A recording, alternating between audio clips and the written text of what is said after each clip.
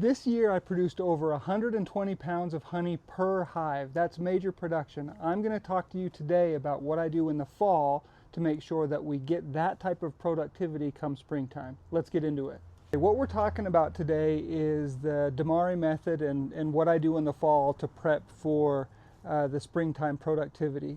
So you see here I'm going into the fall with 2 deeps, even though throughout the whole year I do a single brood chamber management strategy. There's really 2 main reasons, and they're pretty obvious.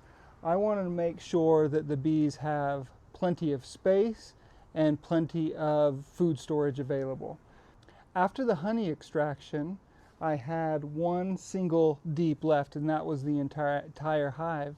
What I did is add another deep box to that hive just so that the queen had plenty of space to lay, and I went into feeding them pretty aggressively. And so we'll go in today and I'll see how the food stores are looking, but the idea there is make sure that they have plenty of space.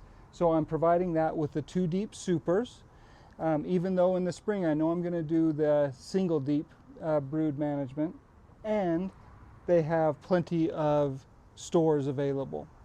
Going into winter, they'll have a strong hive because the fall prep has left the queen plenty of space to lay, and they will likely have filled up the majority of this top box with honey stores. Once springtime comes, I'll go through the hive, and assuming the hive is in stable condition and the population is healthy, I'll get right into the Demaree method pretty quickly. So I'll go through this top box. If the queen's not there, I'll just move that out of the way and go through the bottom box. Once I found the queen, I will isolate her and set her aside, and then we'll get I'll find 1 frame that's just fully stacked with brood and put that alone in this box. So just assume that this box is the one that will stay at the bottom. I'll put 1 frame of brood right in the middle, and I'll put the queen on that frame or just in that box down there, separate from everything else. And then I'll put another 9 frames. So I'll leave 10 frames down at the bottom. I'll put another 9 frames there of just fully drawn comb. It doesn't have to be fully drawn comb, but I recommend that you get several that are fully drawn, and you can have some that aren't fully drawn, and that's fine, but have a few because you want to have space right away for the queen to lay. So in summary, this box will have 1 frame full of brood, and that's it. And the rest of the frames will be fully drawn comb or non-drawn frames. So I will have the queen here. I'll have a queen excluder right above that. Then I'll have a brand new deep or medium super that I just went and pulled from my equipment. Then I will probably put this box that I had removed above that. So now we're 3 deep.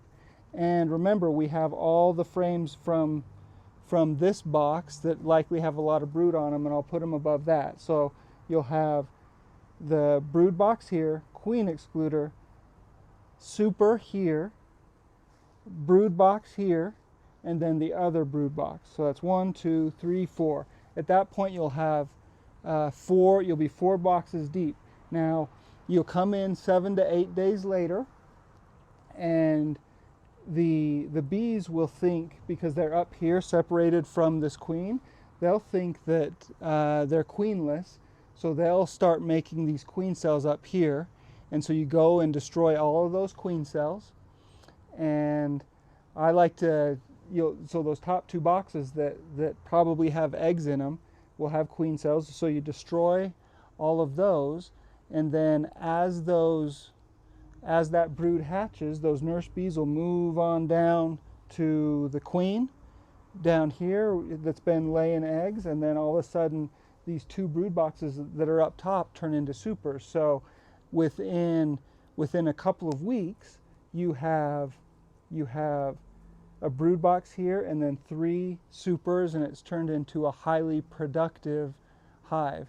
So it's a little more work, but for a backyard beekeeper, it works super well. I did that all last year. Every hive had a single brood chamber, and then the supers above that, and that is how I avoided swarming. I didn't have any swarms last year, and was just able to have highly productive hives.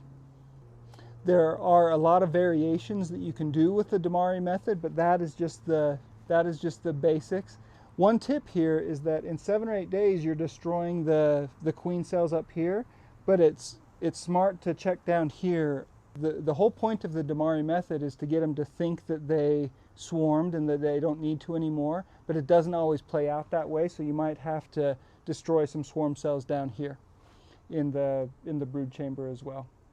But if you can do that and stay on top of those swarm cells, mainly up at the top, after about a week, then you're going to end up having a highly productive hive. Hopefully that helps, having a super healthy hive going into the winter so that you can have a productive hive in the spring.